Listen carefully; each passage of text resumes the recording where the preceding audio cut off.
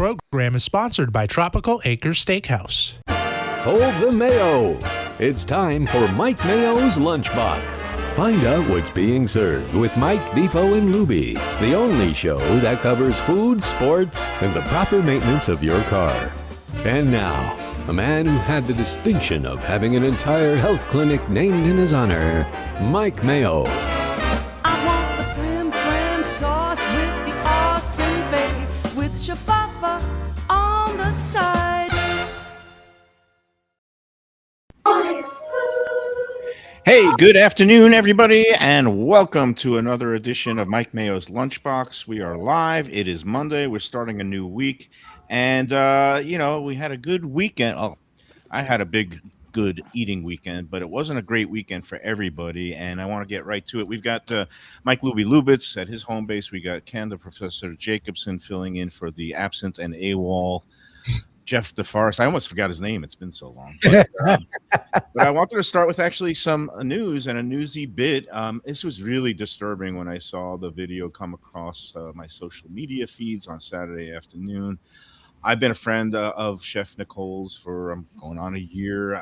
She's one of the great people in the business, one of those people who has just such a dynamic personality, never says no, community-minded, always takes part in every kind of charity event, including things that I asked her to do on one of her rare days off after she did another event the day before. But she's just a fantastic human being. And so it was just baffling, perplexing, disturbing to see that her new restaurant, Hellenic, in Coral Springs, suffered an attack, really, of vandalism. It was an attack on her staff, her people, but the community has rallied, and I want to get right to it. Chef Nikol, thank you for making your Lunchbox debut in unfortunate circumstances. I thought we were going to be coming out there to the restaurant and having a proper sit-down meal, but just talk a little bit about what happened, what the reaction has been, and where things stand now. Yep, you broke up. Can you hear me? Oh, she is breaking. Oh, can you? I'm here. Yeah, I'm here. Hi. Okay, so I'm sorry. I'm just asking about, just a little bit about your reaction to what happened and what's the latest. So we arrived Saturday morning early. We had a 10 a.m. baby shower breakfast here at the restaurant, and I got here maybe about 7:30, 7:45 in the morning, and saw the glass on the sidewalks and all the glass shattered. I didn't realize how bad it was. I just noticed one window initially, and then as I walked around, I called 911. Coral Springs PD is amazing. They were here within minutes, but realized 10 panes of glass were broken and shattered. It looked like they used some kind of rubber mallet. We went, checked our cameras and things. We did see a car that's in question. Police have that footage. I contacted my team. Everybody showed up. We started cleaning up glass once the Coral Springs PD gave us the green light to come in. A lot of people are asking about the books and stuff. The books that are on the windows are to keep the shade out for cars that pull into the parking lot. It shines the light right into the restaurant. So I brought in my book collection. It turned into a free library here at the restaurant. But that's what the books are all about. What else? Glass company was here on site, did an amazing job. By 5 p.m., we had the entire restaurant secured with temporary plexiglass, and we're able to continue and resume operations. I mean, the community is amazing. We are Coral Springs. Coral Springs is Hellenic. Everybody has stood up. They have brought in flowers, envelopes with cash from their kids' piggy banks to Zells and Venmos and things that have been set up by different organizations and friends that set up GoFundMe. Everybody asks about insurance. I don't know if anybody is in the restaurant business that understands how that works. A restaurant's general liability, just my deductible is $10,000, right, which is essentially the cost of the repairs. We try to keep our costs low by having these big premiums because, I've been in Coral Springs for 20 years. Hellenic, the original Hellenic Republic, was here for 7 years. Never did we have any kind of issues with anybody ever. Being so community driven, everybody has kind of rallied with us. It's been an emotional weekend. Yeah, I can imagine. And you're one of those people that you live your life out loud, kind of like I do, and emotions, you I have cheers this weekend more so, not because what happens, and it happens to good people. It happens to everybody. We're no different. It's how we respond to things. So I try to stay positive. I try to keep lighthearted. I try to make, light of everything that's going on. And, I sat down next to my son who's 16, who runs my kitchen, and he's like, this isn't going to stop us. He's like, this isn't going to do anything to us. If anything, it's just going to make us stronger. And it has, the way that people have showed up to the restaurant has been incredible. Yeah, so and very grateful. Thank you for explaining the insurance situation, because a lot of people. You guys keep freezing, or I keep freezing. Somebody's freezing. No, we see you now. I don't know, but I hear Okay, you.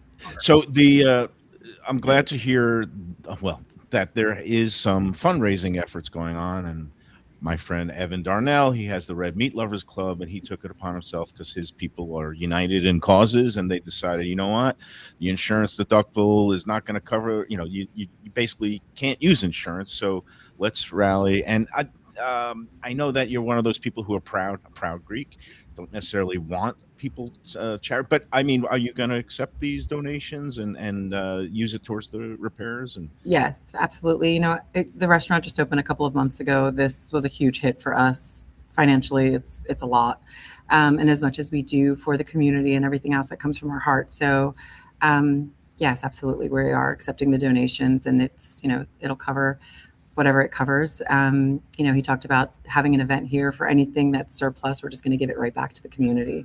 now, I don't know what you can share or what police have told you not to share, but I understand you couldn't get a good look from your cameras because they used some sort of smoke bomb or something. Yes. So the cameras inside the restaurant just picked up smoke, and then the glass was broken. We reached out to the smoke shop next to us, and they see the vehicle coming into the parking lot, and exactly 6:02 a.m. there is a smoke everywhere, and the whole restaurant was covered.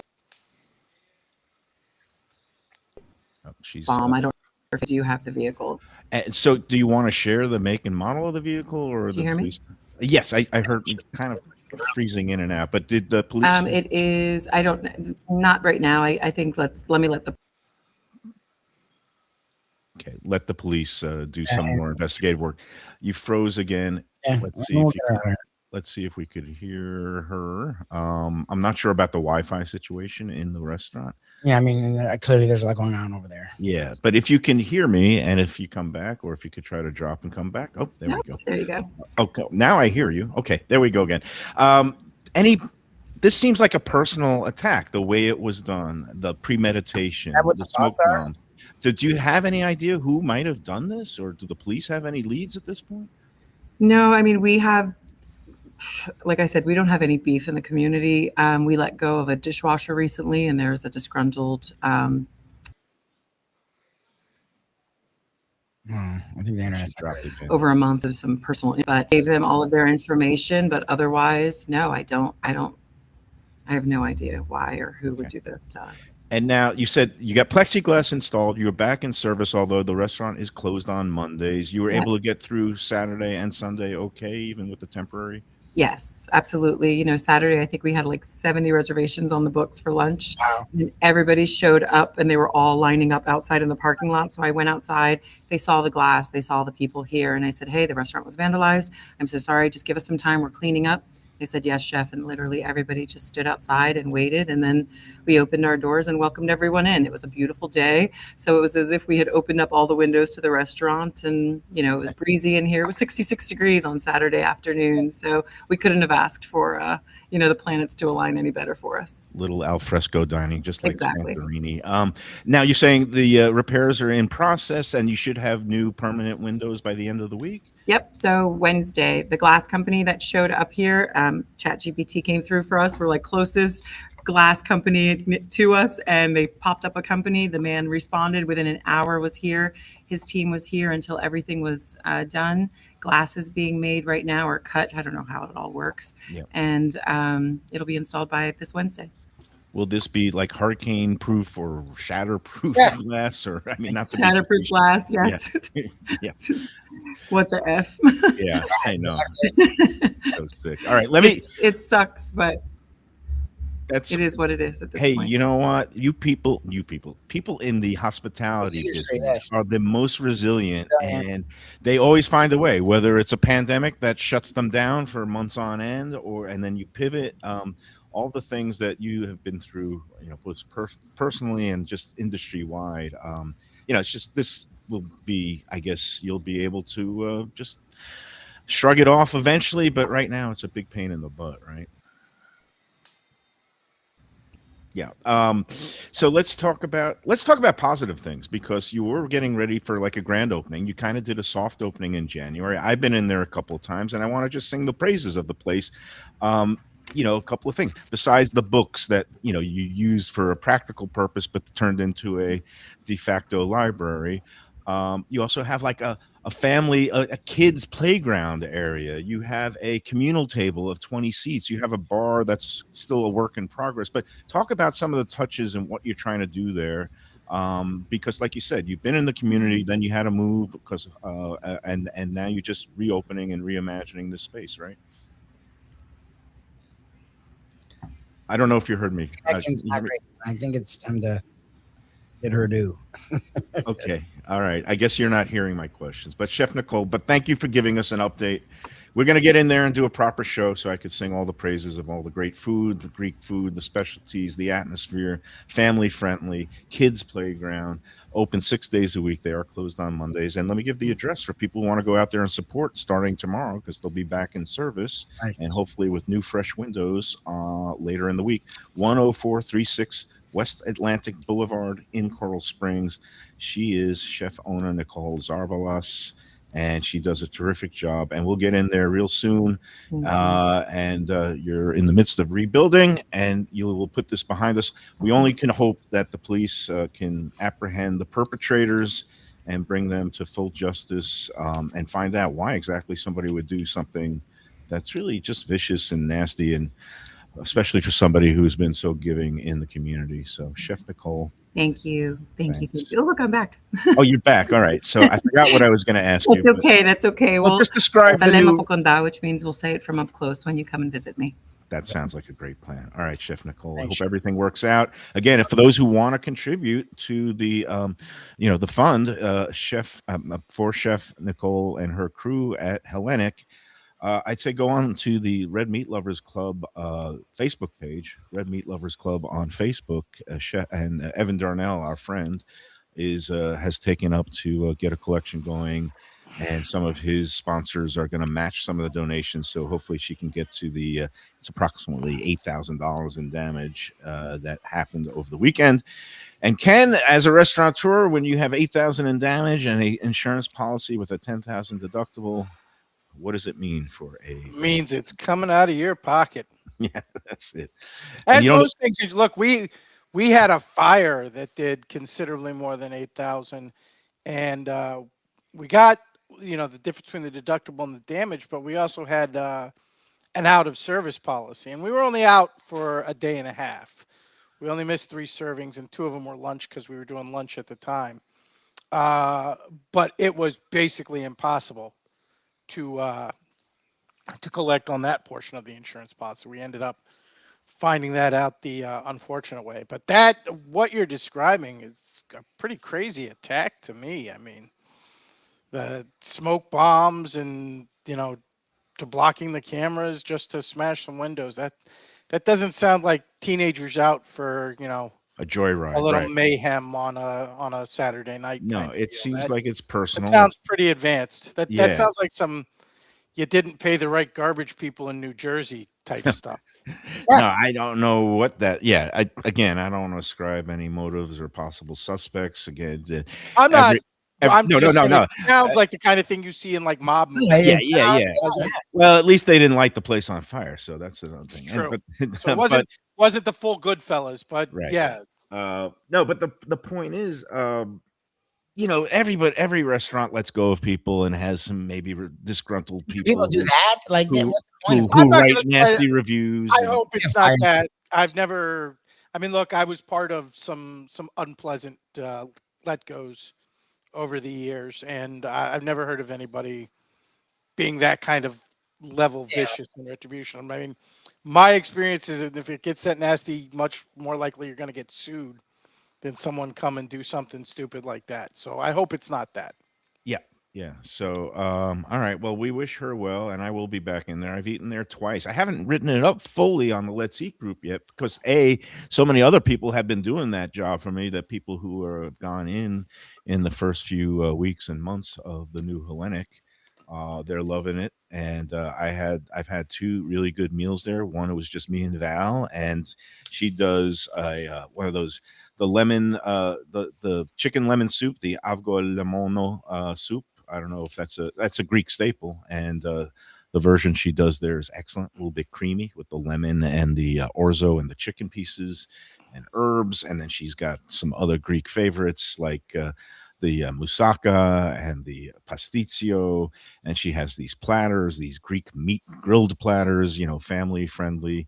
I love the place. I love her. She had a place for a bit in Fort Lauderdale called the Food Republic, and things kind of ended abruptly and a little weirdly there. She did a great job. She had this fried chicken platter at the Food Republic in Fort Lauderdale. It wasn't it was more of a diner type food than Greek, but it was a really nice place. But then something happened with some of her partners, and that ended. We, You know we how all that know works. that story. Yeah. And but Chef Nicole again, it was great because I was trying to help Evan out do some things for his big birthday charity event about a month ago. Nicole doesn't know Evan, but I thought with the new restaurant in Coral Springs, which is close to the Red Meat Lovers Club base in West Boca and Delray, I thought it'd be a good event for her to market the new restaurant. And without hesitation, she said, "Oh yeah, I'll be there." And it was on a Monday night, which is usually, the restaurant is closed. It's her day off. She had done an event at the Hard Rock the night before for the Ann Stork Center, where she served 800 bites or something like that. So it was like, but she said, "Yeah, I'll be there the next day." And that's the type of person she is. She never says no. She's done a lot of stuff with our friend Reno at Heritage Italian restaurant downtown. They've done some collab events together. She's just a good person, and it's when something like it reminds me. I don't know if you remember this, Lubie, but our friend Jarrell Holston, who has Fat Boys Barbecue, one of his original locations was in Deerfield Beach, and he had a vandalism incident there when he first opened, where somebody not just broke the windows, but like ransacked the place. They broke in and just like dumped everything out. They didn't. I don't know if they stole anything, but I guess in the in the realm of small mercies, it's at least they didn't go in and destroy all the equipment or something like No, that. no, It was it just- can always be worse. But I'm just confused by this. Like, it does feel Yeah. targeted, but why? Because again, most of us have been fired for some reason or another, laid off, let go, left on our own from a place we were very happy to be leaving. Like Or usually, you could just say we worked in radio, like everybody in radio. oh, because Mayo too, and Everybody who's worked in Yes. radio has been fired usually, and not on the the restaurants most as well. Like ceremonious. usually, you leave on bad terms at some point. I mean, it's just a tough business, right? I don't ever hear of like, to me, it's hard to feel that the bus boy went and broke, because all Yeah, you're honestly, I'd like behind you, and now you're going to prison. So we've you've lost your called it job. vandalism a few times here on the show. This doesn't really sound like I mean, I think vandalism. I think some 15-year-old with a can of spray paint or throwing a rock kind of deal. This feels, I don't know. It feels targeted, but I've heard the same things from you, not from you, but like people in this community. I live in Coral Springs. They love Hellenic, and they're big fans of Nikol and her family. Like, she's been a part of this community for a long time. So I find it really hard. It's like someone almost doing something to Eddie, who's literally been entrenched in the Coral Springs community for years. Like, it feels targeted, but I don't understand from where. Like, Yeah. she's Well, very loved here. let the police do their job. There is video from other businesses in that plaza that has the vehicle. Maybe they'll be able to get a license plate registration from some of the images. Maybe we shall see. But it is definitely disturbing, and I don't know. It's Which just sucks because I've been wanting to get in there. I've heard really great things about Hellenic. well, and you can because it's open. They're open for business. They got the temporary business. Obviously, yeah. They got the You just said plexiglass. they'll have new windows by Wednesday. So Yeah. No, I'm glad they've been able to actually just keep it. They really, like her son said, we're not going to let whoever did this get in our way. That's actually within like a day or two to be back up and running is actually really impressive.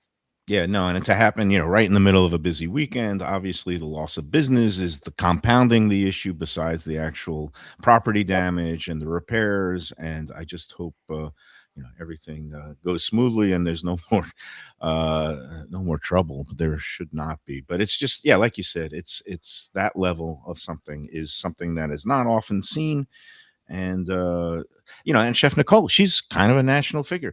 The Hellenic Republic, the original one, was featured on Diners, Drive-ins, and Dives with Guy Fieri, and she became close with Guy, who lives down here. And I think, Well, damn, I liked her up until then.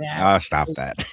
No, Chef Nikol has been, I guess, a contestant on his Guy's grocery games, and I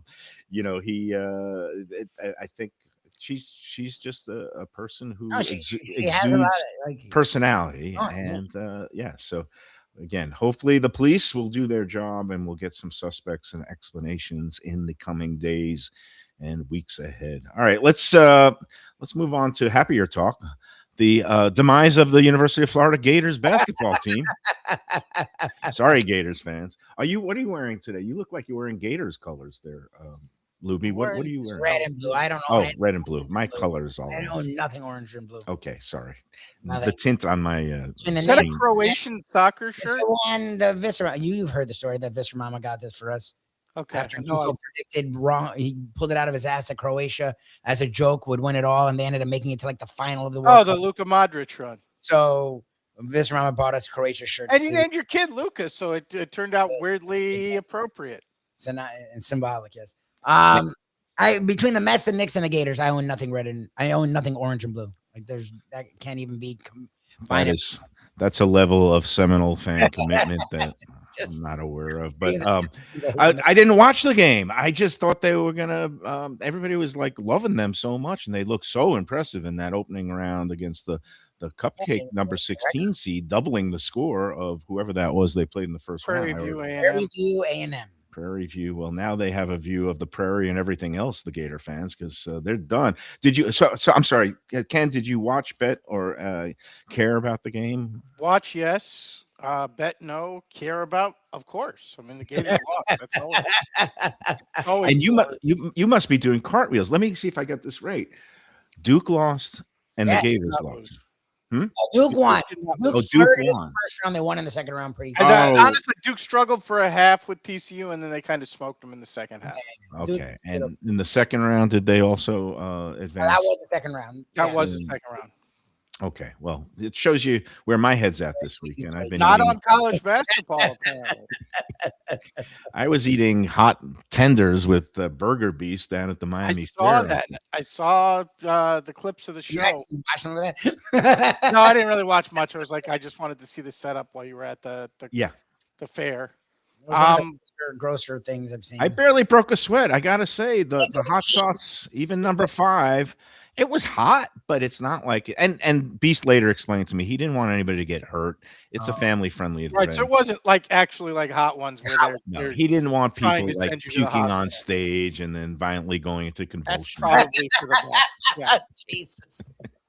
But now I've developed like kind of this hot sauce habit here. I mean, I don't know what your fridge and cabinets look like, Ken, but I'm a hot sauce freak. I love spicy food.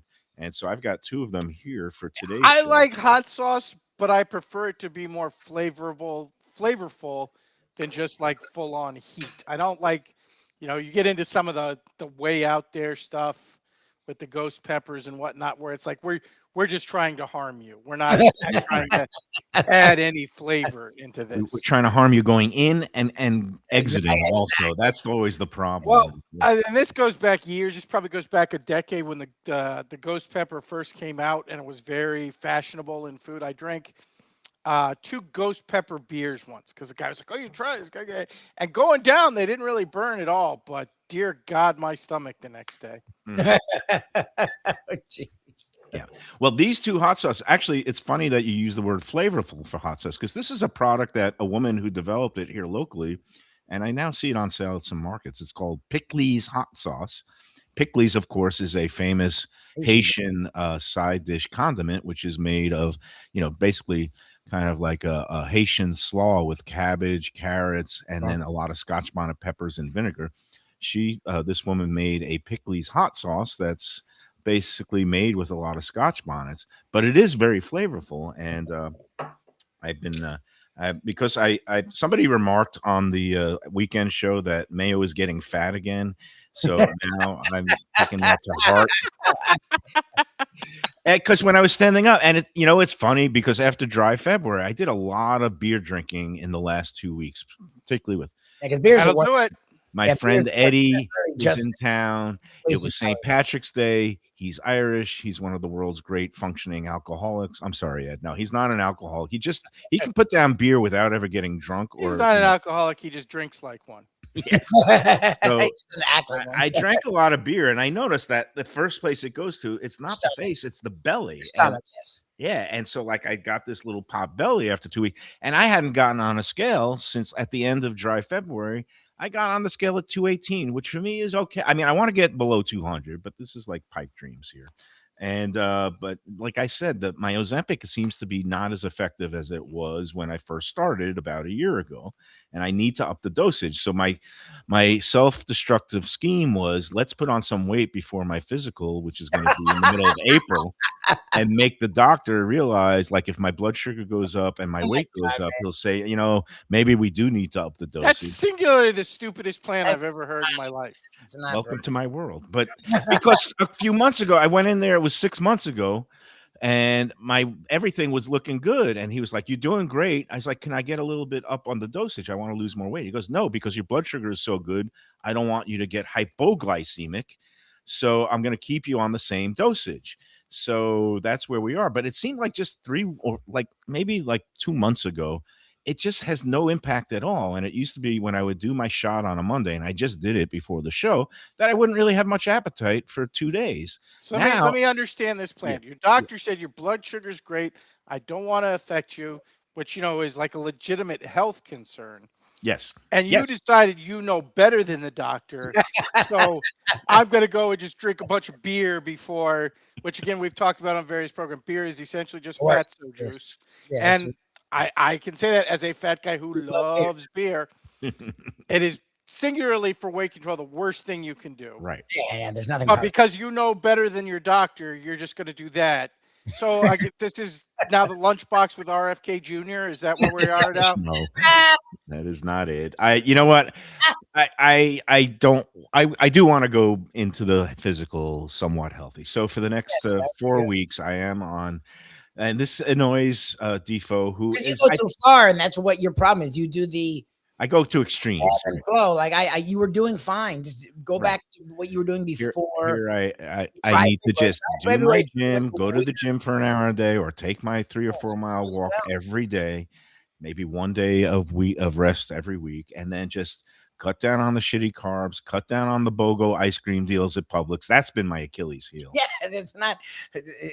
There's a lot behind the rise and the weight and the little belly. So, and now I've got new goals, and my Doesn't new sound goal, like there's a lot behind it. It sounds like there's 12 packs of ice cream behind it. It's not that freaking complicated. I'm just it's saying, not. like, It's, he feels like he doesn't have to cut out all of bread because he's been pounding beers and eating ice and cream. ice cream, right. Again, this doesn't sound that complex. And also my medication. I've got to cut down on my let's say the unorthodox medication that I have, which involves trips to the dispensaries with my legal card. Because when I do the gummies, it just increases appetite. You It's get like the munchies. Yes, the THC overrides the Ozempic, and then learned next that thing you freaking know, year. So I was just saying, that's a new discovery. Weed makes you have hunger. Oh, really? and it's crazy because Saturday night, okay, Val and I had a mellow night at home. We had like a bottle of we had martinis and shrimp cocktail. We had the girl dinner on was it Friday night? It was Friday night, yeah. And then she went to bed. I started watching some basketball, and I might have taken half a tab of medication so I could sleep. But instead of sleeping, I went on this carb binge at like 11 o'clock at night. I ate half of a cinnamon raisin bagel. Oh, Then Jesus. I had a leftover slice of pizza. Then I opened up a bag of Doritos that for some reason were lying on the counter. Then I had the Haagen-Dazs, and then I hated myself in the morning. And Weed's done that to me. I like that he adds in at 11 o'clock at night because midnight snacking is also it's the worst. I did going to be everything very, very healthy for you. self-sabotage. He has all these different stomach ailments too. That doesn't matter. Like if I eat like that at night, like this weekend I did that because we kept having late nights and I was trying to watch the games and that's the only piece I have.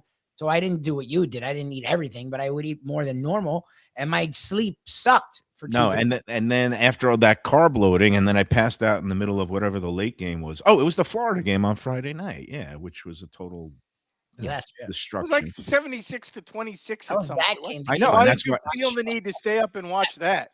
Well, I didn't. I ended up going to the kitchen and grazing, and then passed out in the chair upright. Then I slept like a horse. So because that's like if I eat too many carbs late at night, then you get the reflux. So I did pass out sitting up, and then that prepared me for the Burger Beast hot tendies competition. Oh, that's at the right. You thing. added So that in there too. Oh my God, it went I ham. gotta- He was doing- I- yeah, at one point at the end, it takes a fried Oreo, and because he had done all of them in one cup, so the cup he had every hot sauce, and Beast was like slathering it. He takes a fried Oreo and puts it in the thing that has all 5 sauces and is dunking it and dipping it, and then eats it in one bite. That doesn't This sound. person with all the stomach stuff, a fried Oreo from a carnival. It's not even from like Right. D's. I don't know what oil they're Yeah, using. not a classy fried Oreo. And he puts the whole, and he's going, and then he eats the whole thing. I'm like, Number one, I don't doing- think there is such a thing as a classy. No. That was my joke, yes, but freaking they're fair. doing it at D Sports use Bar, better and oil. Well, that's fine. if The it's carnival, you know- like, I mean, they might use like I don't know. Either way, it's probably worse. No, I mean that's one of these things. Like we have elevated this. My favorite was the deconstructed. They take some piece of junk food and then like present it weird and be like, it's a deconstructed macaroni and cheese. Like, no, it's here's Well, my- and then he eats the thing, and I was like, oh my God, Mayo, like you have a death wish. all right. So I have 2 hot sauces with I've got my very nice ever roast chicken, low calorie, low fat, couple slices of that for lunch today.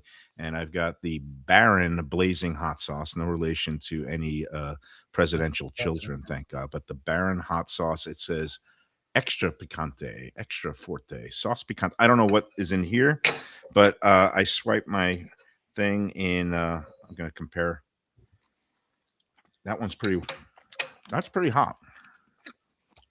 I'm going to say that's hotter than number 5 at the Beast Inn. And it's not a competition. The pickly sauce I use all the time, and it is flavorful. So I recommend that to people. Why am I eating hot sauce again? I really am a glutton for punishment. Has anybody seen or heard from Defo in the last couple of days? I heard from him a little bit yesterday.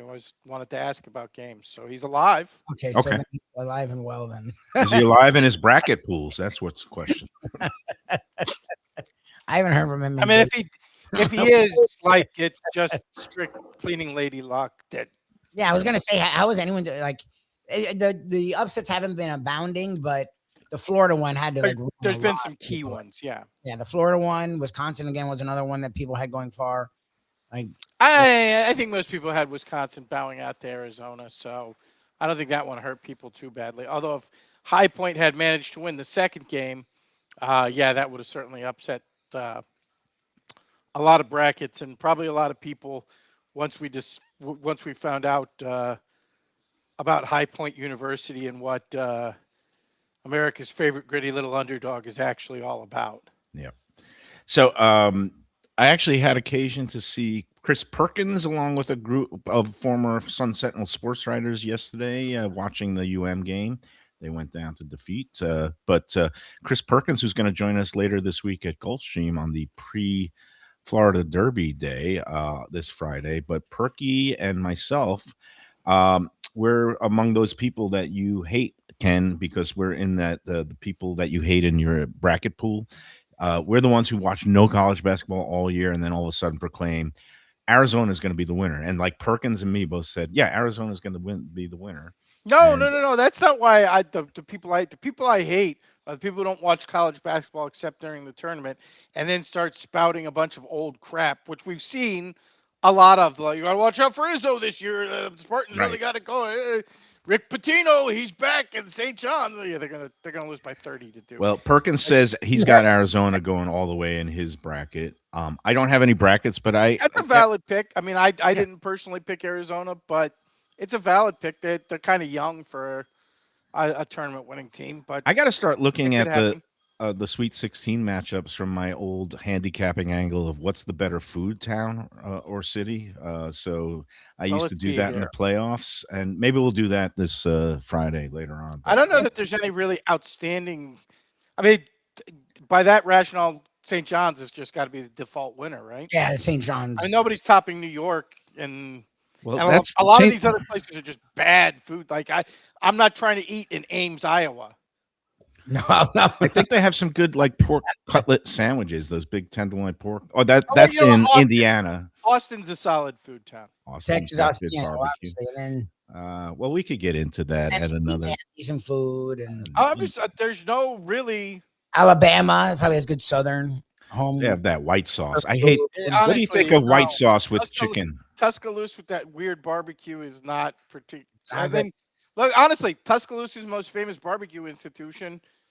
Everybody in America knows it because it became commercial product. It's Sweet Baby Ray's. So if you really love that yeah, Sweet Baby Baby Ray's sauce, Yeah, I like to be that is originally out of Tuscaloosa, Alabama. So Meanwhile, we're getting some word piped in on the chat line that apparently Carlos Alcaraz has been bumped from the Miami Open. That he's out. He lost to Corda. Sarni sent us something. He lost to Peter Corda's son. Oh, well, that makes me feel old. Peter Corda beat Sampras, I guess, like 30 years ago or something. And his son, and Sampras was number one. His son beat Alcaraz, who was number one. Makes me feel very, very old. All right, let's take our first break, and we got to do a contest winner, and we'll result.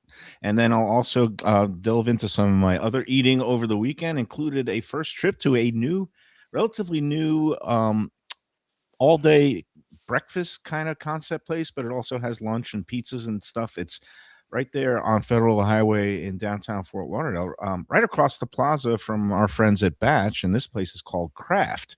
And I don't know if Mark Falsetto and his people should be looking into any kind of legal action, because it's not taco craft, it's not pizza craft, it's just craft. And apparently it's a growing Miami-Dade breakfast lunch concept that has apparently like 9 or 10 locations in Miami-Dade, and this is their first Broward location there in Fort Lauderdale. And I gotta say, it was pretty good, but I'll get into more of that along with other things after our first break. And before the first break, Tropical Acres, we got to just put in a quick word. We're going to be doing a show with Jack and his sons next Tuesday, the 31st, right before Easter weekend, which is great because they are taking reservations right now at 954-989-2500. Tropical Acres will be open on Sunday, Easter Sunday, April 5th. Is it 4th or the 5th? April 5th. And then May 10th, Mother's Day, is another Sunday that they're going to be open, 1 to 8 p.m. both days. Call for your reservation right now because you want to get the reservation in the books so you are assure yourself of a spot. It's going to be a great place to celebrate both those holidays, and every day is a great place to go into Tropical Acres. For 77 years, they've been getting the job done.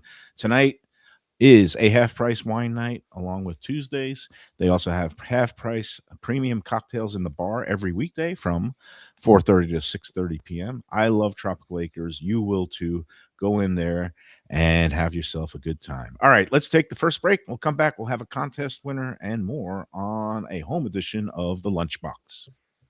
Hey Lunchbox fans, is it time to sell your business? You've poured your heart and soul into your restaurant or business, and you want to see continue the legacy you have built. Transworld can help. Call me, Andy Cagnetta, at Transworld Business Advisors right now and see if it's time for you to retire and relax. Iconic brands like the Mai Kai, Mulligan's, Carlos and Pepe's, Mangoes, and many more turn to Transworld to help sell. Contact Transworld on Facebook or call 954-772-1122 or visit tworld.com. Again, that's 954-772-1122 or tworld.com.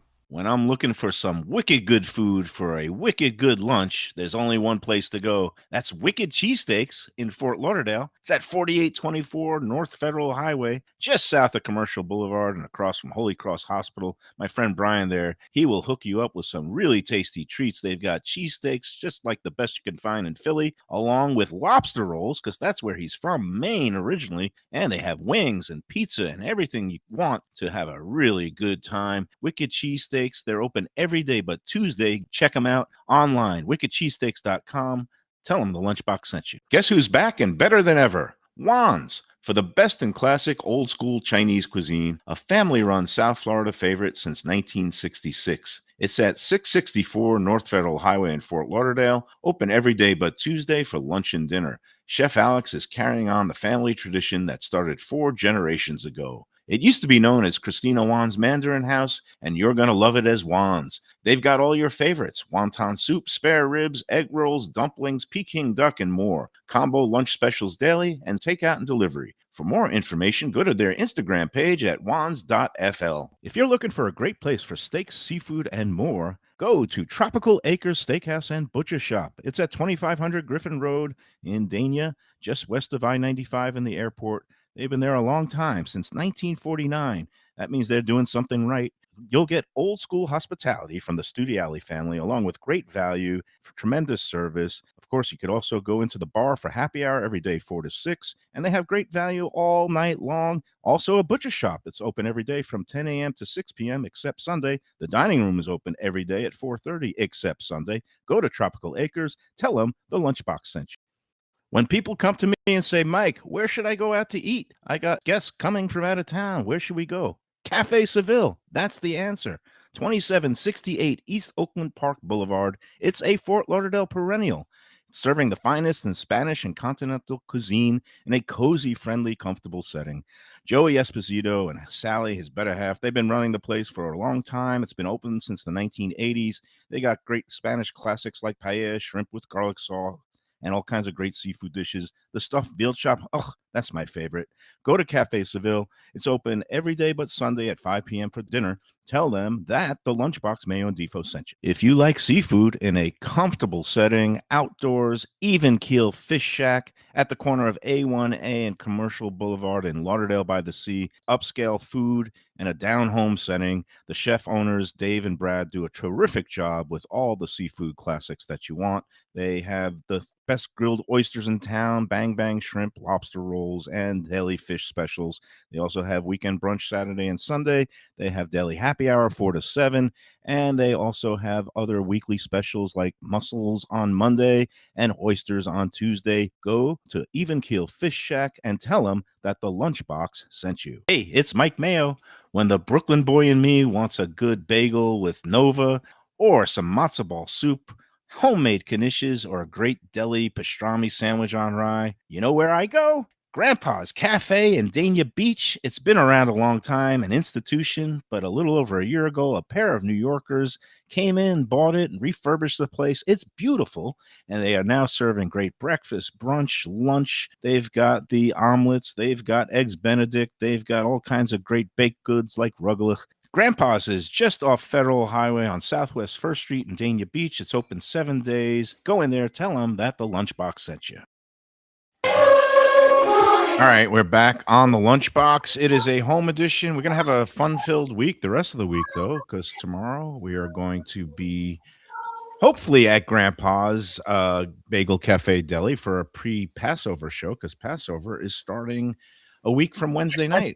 On April Fool's is the first Seder night, the first of 2 Seder nights. And the only contingency, we hope to get in there tomorrow and talk about some of the catering options, along with other things going on in Mark Fried's life. But Mark Fried has been, I guess, on call for federal jury duty. So if he gets summoned, we might not be able to do the show. But we'll find out tomorrow in the morning. Wednesday, we're going to be at Juan's, great Chinese restaurant, Fort Lauderdale. Thursday, staying in Fort Lauderdale at Gilbert's 17th Street Grill, great burgers and more. And then Friday, we're going to be at our happy place at Gulfstream Park, 10 Palms. So it's going to be a good week. All right. I never did tell you what my weight was. It was 218 3 weeks ago. Anybody care to venture a guess? Text, so I'll let okay, so he's cheating. Well, Ken doesn't really I mean, care. you said you've been drinking a bunch of beer and eating ice cream, so I'll go with 222. No, a little bit higher. And Sarni guessed 225, and that was just a little over. And I know my body, because even before I got on the scale this morning, I said, you know what? It feels like I'm at 224. And exactly, I was 224.2. So I know my body, and I know what I need to do. But will I do it, or will I self-sabotage? Am I another I mean, I default in feel like training? beer is an easier thing for you to get rid of. It's not like you drink beer all the time. You were just very beer heavy holidays that you just gave into. And with ice creams, you're But kryptonite. here's the thing: it's like when you start down that road, these habits that you think you've kicked, No, they no, come back. Because what did I do at the fair? I grabbed a funnel cake, a fried Oreo, and a beer, and it was like, oh my god, why am I doing this? I mean, it's funny. I like beer. I don't do it because of that. Like, and again, it's not like my Jack and Cokes are any better for me. So I don't know, but I guess I can control, because with beer, you don't just have one. Like, you'll have 2 or 3. Like, that's just what you're gonna do with a beer. So like, or you have more maybe, but 2 or 3. So if I drink a beer, I'll have 2 or 3. Like, I can have a cocktail and have 1. So that's sort of why I stay with cocktails, because I can control myself more. A beer, I go back to my college days, and then you're just ordering beer, especially the light beers. Like, you can pound, even I will drink 5 or 6 of those. So like, that's my problem with beers, and why I usually just don't do it at all, because it's so easy to fall into old habits when it comes, especially with a sporting event. Like, if you're running a sporting event, drinking beer, like, you're just going to keep going. Like, you're not going to keep track of it. Like, because that's literally, it's just something you do. At least in college, that became sort of a trend for me. So that's why I just never drink it. Like, it's hard. Once you start beer, it's hard to stop it. Yeah, it tends, one beer leads to another, kind of like potato chips. Hey, you want to do the contest results? We might Yes, as well. yeah. And Yes, sir. I can't believe how has this hour gone by so fast, and we've only taken one break. Well, because we had Chef Nikol on, and she gave us That's a some great news bits. And again, sorry about the bad connection, but the Is that over bottom the line. weekend? When did that happen? Did that happen Saturday morning, the tape showed that this vehicle rolled up and threw the smoke bombs at about like 5 in the morning, 5:50 a.m. I think she said. The police do have the make and model of the car culled from video taken by other businesses in the plaza. So they have an idea of who drove up and did this, even though they Wait, threw did the you say smoke bomb. 5:50 in the morning? Yeah. Okay, so that's totally targeted. That's Yeah, not. no one's doing that to rob. That's not like, You're- it's after midnight, a bunch of kids, Yeah, no. This was would have early normally morning. been playing mailbox baseball. Pre-dawn, Somebody a hits mailbox. pre-dawn, premeditated attack. It looks like. I think we could safely say that. And she said, the repairs are underway. They got temporary plexiglass in. They should have permanent new shatterproof resistant windows by the end of the week. Total damage about $8,000. And insurance deductible is more than that, so she's not filing any insurance claim, because who wants their premiums to go up when you don't even get paid? And she is accepting donations, so you could either go by the restaurant, support her just by going there and eating. And again, our friend Evan Darnell, the Red Meat Lovers Club, is doing a organized fundraiser where there are matching funds from several of his high-powered sponsors. So we're glad that Evan and his people are stepping up. It's good to see, for every terrible, repulsive act, that the community reacts in a way that is generous and kind and togetherness. So it kind of maybe restores your faith in humanity a little bit, right, Ken? That's it. Yeah. There's some good people. All right. You have to have faith in humanity to begin with in order to have it restored. So, True. not so much in my case. Nikol is one of those positive people, and it's been a rough year for some of my chef friend. Nicole's had her challenges. My friend Qui, he's had his challenges. Chef Reno, I'm not going to get into it all, but sending love and concern, and hopefully everybody is going to. I mean, on at the the end rebound. of the day, if there's a place you like to go, and I've said it for years, if you don't want to live to see the point where everything is just a big box restaurant chain, support your people, because we're all in the business going through it and have been for a couple of years with rising prices. So, I mean, the best thing you can do as customers is go and support the business. Go and, schedule to, have a dinner that maybe you weren't necessarily planning on. Yeah. Support local. And she does a great job there, because besides the traditional Greek classic, she's done a lot of modern takes and twists. She does a Greek quesadilla that's fantastic. She uses braised lamb in it with I don't know which cheese, maybe some kind of Greek cheese, but it is a really good appetizer, and she's doing all kinds of inventive things. And so she will persevere and triumph in the end. All right, contest time. I bet nobody can pick which it wasn't even a restaurant this week. It was a market in honor of National Ravioli Day. Ken, do you remember what the answer was? I do, because Tony gave it away right. It was great. It was such weird coincidental timing. It was perfect. Oh, and my reaction, I watched it back. It's just, that was some good comedy. Mimi's Ravioli was the answer. And then we had 2 races, a daily double, because we'll get into the NCAA basketball tournament to use as tiebreakers in the next couple of weeks. But this week we went with the Louisiana Derby at the fairgrounds. And you know what? We didn't even need to, because only one entrant picked the winning horse at Gulfstream. And it was a weird one because it was via DQ, a inquiry claim of foul that was upheld. And so the horse that crossed the finish line first was number 8, and several people had number 8, but that's not the way it works. Is if there's a wait, they had it and it got taken down? Taken down. Number 8 got taken brutal. down. It is brutal.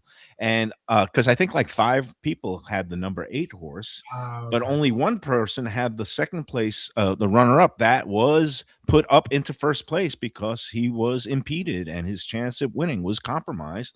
And it was number 6, Equitas, ridden by one Luca Panici. So Luca, the Lucas were hot this weekend. Yes. Luca Panici on Equitas gets the win, and that is the official winner.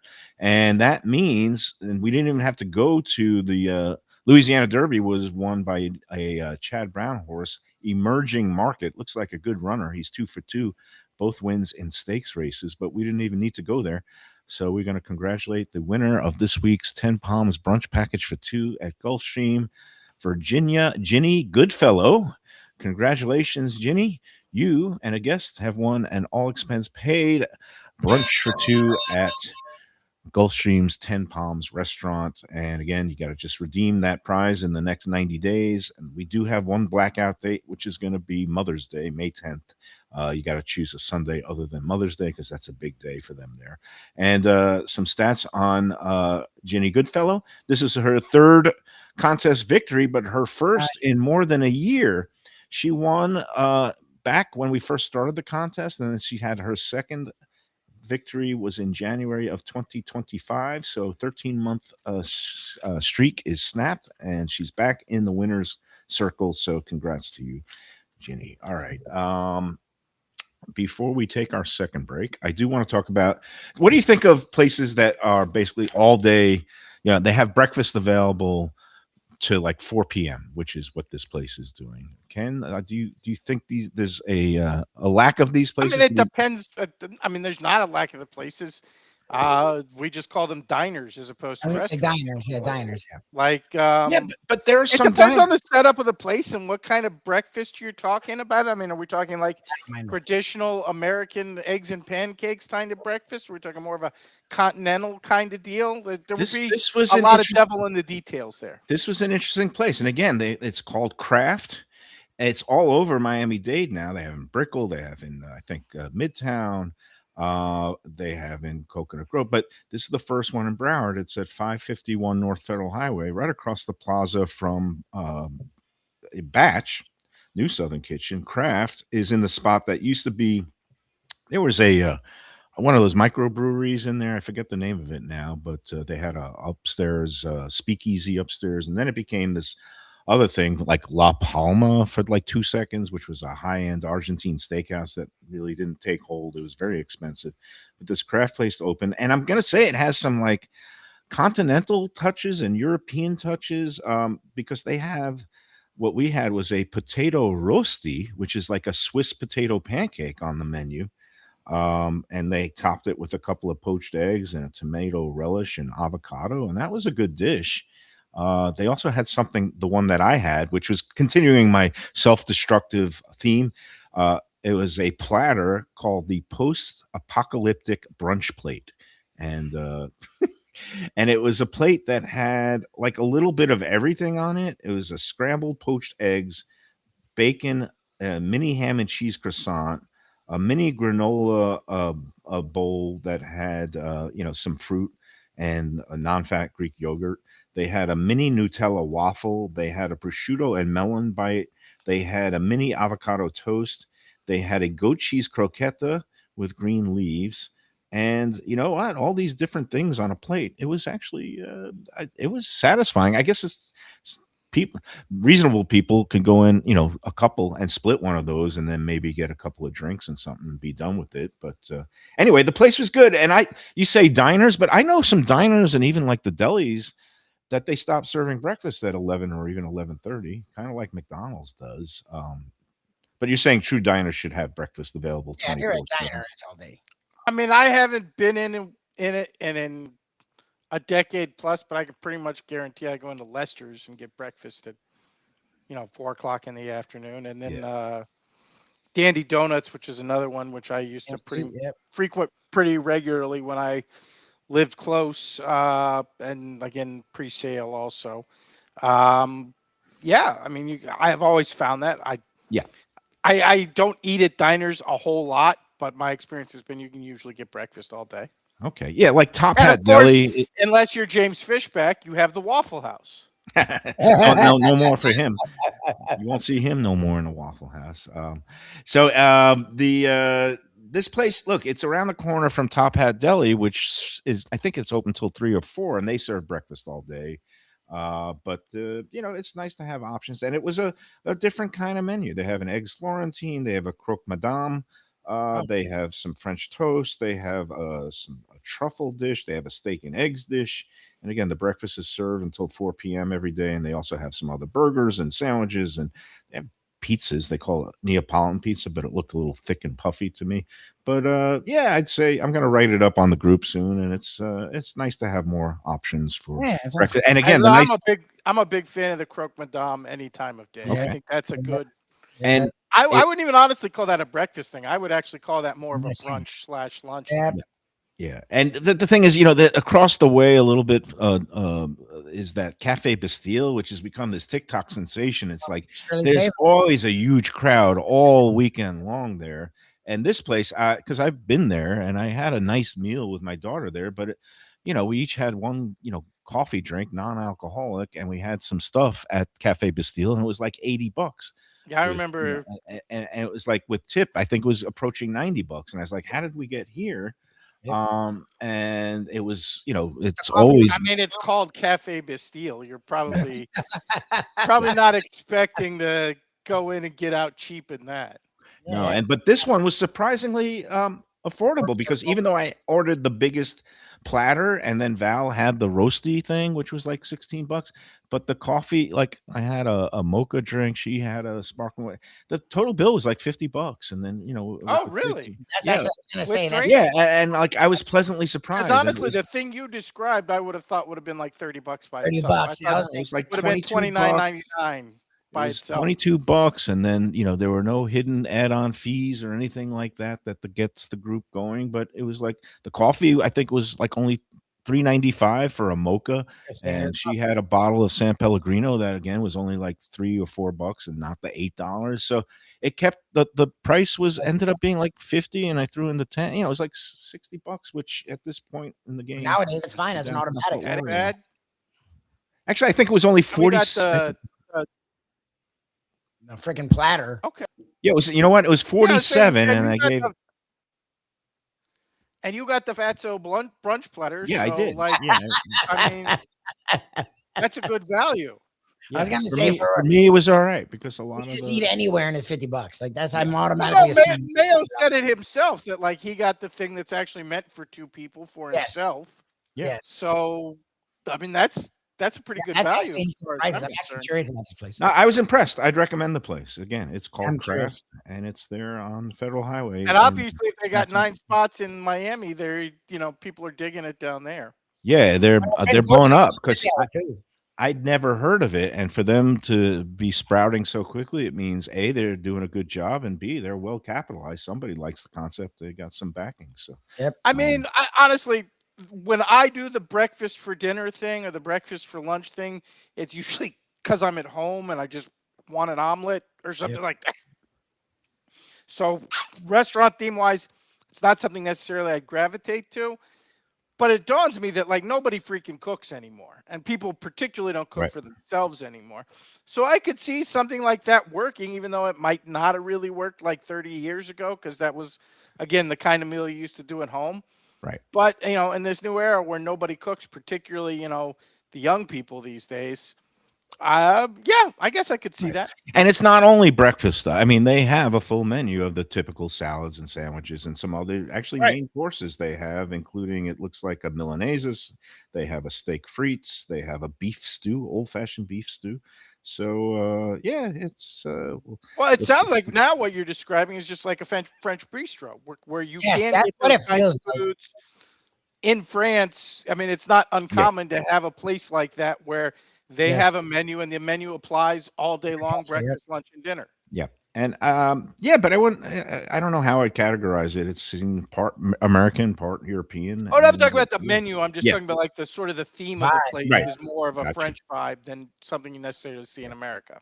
All right. Well, we wish them well, as we wish every new restaurant endeavor well. So that's it. All right. We got to take our second break, and then we'll get out of here. Before we take the break, a quick word about Hamburger House Party. It's coming up on May 2nd, Saturday, Derby Day, from 3 to 6 p.m. Our friend Burger Beast, in conjunction with our friends Kate and Phil from 66 Productions and the Visit Lauderdale Food and Wine Festival, are throwing a nice party in honor of National Burger Month. It's going to be in Dania Beach at the Mad Arts Museum right there on South Federal Highway. Tickets available now at hamburgerhouseparty.com, and use the promo code Lunchbox to get an extra 15% off the already low ticket prices. Again, that's going to be 3 to 6 p.m. on Saturday, May 2nd in Dania Beach. It's Burger Beast's first hamburger house party in Broward. He's had other burger events here before, but this is a big to do. He's got over a dozen hamburgers lined up, along with desserts, drinks, etc., etc. It's going to be a good time. I'll be there. I won't be drinking beer that day, and maybe I'll take the buns off my burgers, depending on what the blood work shows. All right, that's going to do. Well, no, let's take the break, and then that'll do it after these words. Delicious Mexican food with innovative twists. Margaritas with a medley of tongue-tingling flavors. I'm talking about Taco Craft, Taqueria, and Tequila Bar. The place to go on Taco Tuesday and every day. It's located in Lauderdale by the Sea at Plantation Walk and Coral Springs. Taco Craft has specials every day, including bottomless drinks for Sunday brunch, and Taco Tuesdays, including their new burrilla tacos with bone marrow broth. Oh, it's so good. They've even made a taco lover out of me, and they've got so much more, including fajitas, that open-faced smashed cheeseburger tortilla that's new, and a guacamole sample that's an explosion of flavors. The kitchen is open late. There's delivery and takeout. For more information, go to tacocraft.com. Tell them Mike Mayo, the Lunchbox, sent you. Hey, it's Mayo for Gilbert's 17th Street Grill. You know me, I love family-run places with quality food at fair prices, served with passion and pride. And that's why I love Gilbert's. For more than a decade, Lenore, Beth, and Richie Gilbert have been serving up the best burgers, wings, ribs, salads, and desserts. It's a fast casual spot. Everything prepared fresh to order from an immaculate open kitchen. They're at 1821 Cordova Road in Fort Lauderdale in the Cordova Shops just south of 17th Street. Open every day but Sunday. One of my favorite burgers in South Florida. Big, round, juicy pucks of 100% Angus beef, char grilled to perfection. And don't miss the sweet potato fries on the side. They're legendary. Go to Gilbert's, feast, and be happy. Tell them the Lunchbox sent you. Hey, for great pizzas, pastas, and Italian comfort classics, you gotta check out Camille's Pizzeria and Ristorante. It just launched a great new happy hour on weekdays, 5 to 7 p.m., featuring all kinds of drink specials, $10 light bites, and a great 3 for $20 appetizer special. It's a true mom and pop shop run by a great couple, John and Maya. He grew up in Queens, and his pizzas and signature chicken parmesan are fantastic. Takeout and delivery available. Go to Camille's ftlauderdale.com for reservations and information. Same great Thai food, beautiful new location. I'm talking about Eat Thai, now in Boca Raton at 6299 North Federal Highway. Thai cuisine is having a moment, and Chef Sopanut makes some of the best in South Florida. A hip and modern spot with authentic Thai street food and some innovative twists. The spicy oxtail soup, Thai bouillabaisse, shrimp ceviche, and classic noodle dishes will wow you. And they now offer full liquor and craft cocktails too. Open every day but Tuesday for lunch and dinner. Go to eatthaiflorida.com for more information. The finest quality, warm hospitality, and world-class creativity. Those are the ingredients that make Daniel's, a Florida steakhouse, a special place. Come experience the restaurant that's Michelin Guide recommended and totally Mike Mayo's Lunchbox approved, with an impressive collection of steaks, seafood, and more, like their foie gras creme brulee. Daniel's is located at 620 South Federal Highway in Fort Lauderdale, just south of the New River Tunnel, open Tuesday through Sunday for dinner. For reservations and information, go to danielssteak.com. Fresh local fish, a sophisticated setting. I'm talking about Corvina Seafood Grill. It's at 110 Plaza Real South in Boca Raton, just south of Palmetto Park Road. It's the place to go for the freshest and local seafood and fish, some of it with a Peruvian twist like their great ceviches. It's open 7 days for dinner. They also have happy hours 7 days a week. You don't want to miss it. It's a great place. CorvinaBocaRaton.com for more information and reservations. Tell them the Lunchbox sent you. Do you love Italian food? I mean, who doesn't love Italian food? Well, have I got a great new place for you, Elvis Italian Grill. It's at 4261 Griffin Road in Dania Beach, right near State Road 7 and the Hard Rock Casino. It's named for its owner, Elvis, and it has all your favorites: pizzas, pastas, veal chops, fresh fish, lunch specials, happy hour, and whole bar, great wines, al fresco dining on the deck with a water view. Open for lunch and dinner every day but Monday. For reservations and information, go to Elvis Italian. A tradition for South Florida sports fans for more than 30 years. Shenanigans. It's at 1300 South Federal Highway in Dania Beach, the place to go for all your favorite teams and events and food that's not your ordinary sports bar fare. Award-winning wings, burgers, fresh fish, and more, TV screens galore, and all-day happy hour specials. The kitchen and bar are open into the wee hours, perfect for late-night bites and very close to the airport. For playoff action, football season, and a good time anytime, Shenanigans. Looking for inspired comfort food in a cozy setting? Blue Collar in Miami is the place to go. Located at 6789 Biscayne Boulevard, it moved to bigger digs a year ago, now has full liquor, and still features all your old favorites from chef owner Danny Surfer. Fantastic burgers, the braise of the day, and the city's best key lime pie. And drink specials every day. Open daily with weekend brunch. For reservations and information, go to bluecollarmiami.com. All right, we are back on the Lunchbox. It's another big sports. We got a Luca appearance. Oh, yeah, there's little Luca. That's it. He's hiding behind the mic. There he is. Okay, he's up. He's awake. And Miami Open has some food, including, I think, like $100 caviar top hot dog. Exactly. What? And then It's the like Marlins. Putting caviar Hmm? on weird stuff, people. I know. Stop I putting had caviar on weird deviled stuff. Hot eggs. dog. It's just No. already salty. That doesn't belong. But I did have caviar. We bought salmon roe and then an Osetra caviar because it was Val's sister's birthday.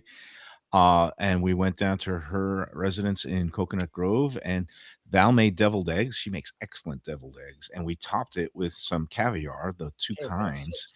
That makes sense to me. It was delicious. I don't know what you think about caviar and deviled eggs. It's already Well, salty. no, Go ahead, Ken. I know. I mean, very traditional serving of caviar is a Bellini with a little egg yolk on it. So it's not really substantially that different. Hot dogs, on the other hand, I get that. What? Come on, man. Neither of those things need each other. Caviar does not need hot dogs, and hot dogs do not need caviar. I agree. The other thing that's happening is, I guess, the Marlins and the Major League Baseball season actually opens, not even April. Have you seen this monstrosity that is their new thing? Well, tell me about it, because Sarni sent me something that they're going to have a preview of their premium hospitality packages for their luxury suites tomorrow evening. He said you should sign up and go check it out. Sorry, I have no interest in checking They it have out. a new menu item called the machete, and I don't know if it's you would call it a burrito or a taquito. It's 2 feet long. I mean, it is obscenely long. And I'm looking at this thing and saying, there's not enough people at a Marlins game to eat that if they all had a bite. Like, who needs that at a Marlins game? Because, like, this is the kind of thing you get if you have, like, 8 friends with you. But you'll never find 7 other people who want to go to a Marlins game with you, even for free. So it's the proverbial big enough to feed a small African nation or a large crowd at a Marlins game, right? The people on Twitter have been doing their new stadium ballpark food things this week with opening day coming. So that may actually be the big board. I think you can definitely get a big board out of that. 2026 most disgusting new stadium foods. And you could throw in the Miami The Open Marlins stuff thing will too. probably make an appearance. Yeah. By the way, You're going. just because I feel like this is a limited window only. Did anybody else see the thing with again NCAA tournament darling High Point University? They were talking about the school and they included the student dining. Am I the only one who saw this? Did anybody else see this? Okay, so High Point, it turns out, is like the real version of Trump University. They're ultra conservative. They're the Christian values, and part of their thing is they teach students what they call all students. It's not a major or anything. A life lab, which is like supposed to teach you how to operate in life. And as part of that, they have not one, but they have 3 fine dining establishments on campus that are part of the student meal plan. They have a steakhouse called 1924, which again, according to Yelp, not just students, is supposedly like a 5-star steakhouse. They have a hibachi teppanyaki restaurant. They have a place called Aloe, which is Mediterranean, Greek. And this is all part of the student meal plan because it's supposed to teach you how to network in social situations. That's part of the, Well, you know what? the Life Lab program. I'm on board with that. I think people, and especially kids, need to learn how to eat in a social setting in a fine dining establishment, and not just by picking up their freaking phone and ordering Uber Eats and then going on Let's Eat to complain about how their I food feel arrived like all in college soggy. you're supposed to embrace the struggle. I mean, that includes that food is supposed to be awful and your food options are supposed to be awful. I think that's part of the like I remember like when I went to school, you had the dining hall, which was basically Garbage, yeah, it's garbage. I mean, It's garbage. Yeah, it was garbage. it was better than high school cafeteria, but it was cafeteria food. It was garbage. Yeah, it was And then we had this what they called the student grill, which was like a low grade burger. I'm not Burger King, Dairy Queen. Had like a soft serve ice cream and burgers and fries and hot dogs. And I don't remember exactly what you got per semester for the student grill, but it was like $50 or $100 or whatever. It was less than you would want for the student grill. And that's all you got. Like anything else, you had to go off campus to pay for and find. I don't like this like spoiled little brats get to go. I mean, carry out hibachi one night. My question is this: if this is one of those fundamentalist universities, like what, like Liberty or Oral Roberts? I mean, are women allowed to work in the kitchens, or they just have to do it in the sorority houses? They're just confined to wearing aprons and. I don't sound like any students are working in it. Again, the point of this is not for like culinary students. The point of this is like for future business. They also, by the way, have a fake plane to teach you how to network while you're flying on a plane. That's all right, but you know what? These kids need socialization. they need what Do that they? is.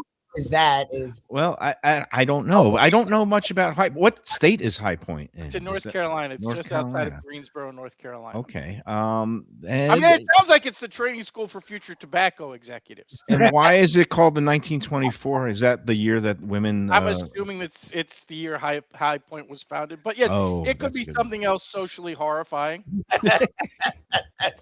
The year that alcohol Again, was given banned. the and- general location, it could be the year that cigarettes really started to sell in the United States. or when alcohol was banned. Is it a dry county? Is High Point? I don't know. That's it. But, all right. Well, I did not This see is that when we feature. fought our first senator to keep nicotine legal. We're celebrating that. You've triggered a memory for me because I went to school at Tufts University, and on my freshman year, I was on the dining plan where I'd have, I think it was 14 meals a week, or maybe even full 20 or something like that. I never ate 3 meals a day in the dining hall, but I do remember on Fridays in Lent season, they always had a seafood. They had a clam chowder and a seafood Newburg dish on the menu that was actually pretty freaking good. Again, seafood Newburg, one of those dishes you don't see every day. And I just, the quality of the seafood, not exactly what you'd find down at downtown Boston in the Ye Old Oyster House, or some of the other places. The Parker House, where the Parker roll first started, was in downtown Boston. Had some good seafood. Anthony's Pier 4. I'm just blaring out old restaurants. But yeah, anyway, Seafood Newburgh. I don't know what you think of Seafood Newburgh. Are you a fan or is that a thumbs up? Not it's kind of like an old lady dish. It's not. It is. But It doesn't really super hit with me. I can tell you my personal nightmare in the school cafeteria is I went to school in Wisconsin. And I was from the South, so within the first few days of breakfast, I walked in and I saw a steam table of what I thought was grits, and I told the lady to give me some grits. And then I took my grits to my table and I started doing what you do with grits, loaded up with salt and pepper and butter. And everybody at the table looked at me like I was mentally challenged. Is there They're oatmeal? like, what the hell are you doing? And I was like, I'm making grits. And they're like, that's not grits, that's cream of wheat. And I was like, what the hell is cream They of wheat? offer cream of wheat. I was like, I had never seen, I mean, I had seen like in the store cream of wheat. Yeah. Nobody had ever told me what. But cream of wheat looks cream like. of isn't cream of wheat just a wheat version of grits, which is made with Yes, corn? and it looks exactly alike. Right. But So why apparently doesn't you put sweet stuff It's on it sweet. like It's like oatmeal. oatmeal. You It's don't really put like I've seen pepper people and butter like grits. I've seen people put maple syrup in grits also, and those are probably people who grew up in the north. That's I was about to say, it's probably people who thought the grits were cream of wheat. Yeah. So, all right. I thought you were going to say they were cheese curds or something like that. No. If you were any Now you sus. know what cheese curds are. I know what cheese curds are. Do you And like cheese people curds? who don't know the cheese curds in South Florida should go to freaking Culver's. Culver's, yeah, cheese curds are fire. Which would you rather put on your hot dog? Cheese curds, skyline chili, or caviar? Cheese curds. Cheese curds. Cheese curds. Cheese curds work. Yeah. I like it's skyline chili cheese. on Who my doesn't hot like a dog. hot dog? Well, I know you like skyline chili. I like chili on a hot dog, just Yeah, not hot dog's that fine. kind of Not chili. on a skyline hot chili. dog. What is the best restaurant version of chili out there? Either fast food or whatever. I mean, Steak and Shake is too sweet, I think. But Boy, that's a tough one because I don't know any place down here that does a like good chili. chili. If you want, because that's the thing. Texas Roadhouse makes a nice chili, but they don't do the beans. It's the Texas. That's good. I love that style with the brisket chunks. It's That's fine great. without the beans, but That's not fast food. Yeah, that's good food. I was about to say that doesn't qualify. I guess Even it kind of fast food? default has to be Wendy's, just because like I don't know Wendy's is the only fast one I food know else with who does chili. it. Does Whataburger have chili, Lubie? They had one in Tallahassee, I right? know I've been to Whataburger. I used to go regularly. I don't remember them having chili. I'll have to consult with Burger Beast on this. He'll know all these things. So, all right. Well, that's going to do it for today. We had a fun time, but we do seriously hope that the perpetrators of the vandalism incident at Hellenic is caught. Again, go support Chef Nikol. Okay, this is random. Looked just out of curiosity, and maybe Sarni can speak to this because it seems like a place Sarni would like to go. According to the internet, the best fast food Chili's is at Twin Peaks, which now, again, I wouldn't count that. That's food. Twin It's Peaks not is fast food, but it's a chain. It's a major But- chain. Yeah. Yeah. Again, Chili at Twin Peaks. it's like a Hooters knockoff. Yes. Yeah, like I'm not sure I'm going to a knockoff Hooters place and ordering chili, but Who knows? You know what? We'll get a report from Sarni and see if although I don't know if it he's definitely seems like the kind of place Sarni has attended. No, he loves Twin Peaks. Oh, he's there all the time. The he problem loves- is now he's having some issues. He can't eat a lot of solid food. But chili, I guess, is kind of in a semi-liquid state. I just know Sarni's the dude Dirty old- who loves a hot bartender even more than I do, and that's difficult to Dirty old man. accomplish. So Yes, all right. He is a connoisseur of all the restaurants. Restaurants, yes. Yes, we call them. And all right, on that note, we will call it a day. We'll see everybody tomorrow, hopefully at Grandpa's Bagel Deli, and see how late they serve breakfast items until. And meanwhile, until then, enjoy every sandwich.